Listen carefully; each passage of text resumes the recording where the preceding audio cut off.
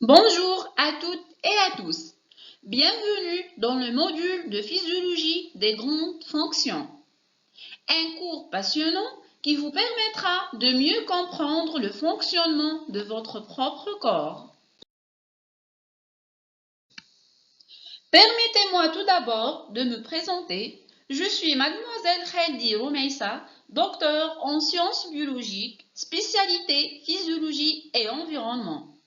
Actuellement, je suis maître assistante classe B à l'université Farhat Abbas Sétif 1. Ce module a été conçu pour accompagner les étudiants étape par étape dans l'apprentissage des grandes fonctions physiologiques. Vous pouvez me contacter à l'adresse indiquée pour toute question ou suivi du module. Ce module est destiné aux étudiants de 3e année licence en biologie et physiologie animale. Le module est réparti en cours magistraux, des travaux dirigés et des travaux pratiques, pour un total de 6h30 par semaine. Il est affecté d'un crédit de 6 et un coefficient de 3. Les séances auront lieu en amphithéâtre 12 et en salle 22. Passons maintenant à la présentation du module. La physiologie des grandes fonctions, c'est l'étude du fonctionnement des systèmes vitaux. Le cœur, les poumons, le tube digestif, les reins et le cerveau. On s'intéresse à la manière dont tous ces systèmes interagissent pour maintenir l'équilibre du corps humain. C'est ce qu'on appelle l'homéostasie. C'est un domaine clé pour comprendre la santé et la maladie.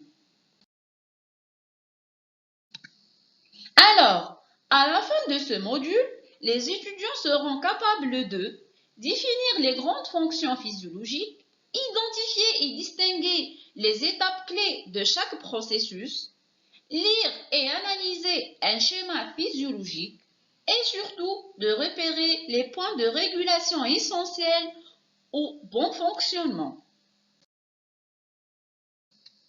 Avant d'entamer ce module, il est important d'avoir des bases solides en biologie générale, en physiologie animale, en physiopathologie et en biochimie.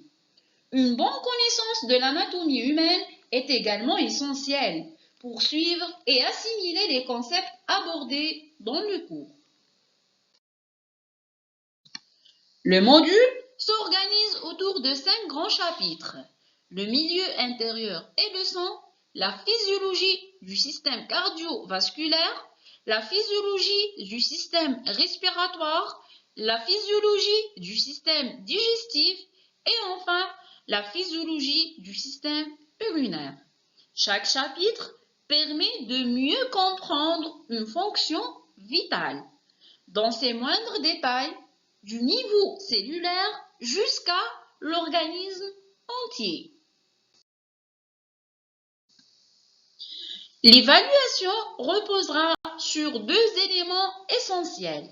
Un examen final semestriel noté sur 20 qui comptera pour 60% de la note et un contrôle continu régulier représentant 40%. Nous arrivons à la fin de cette vidéo. Merci de m'avoir prêté attention et à très bientôt pour une nouvelle vidéo.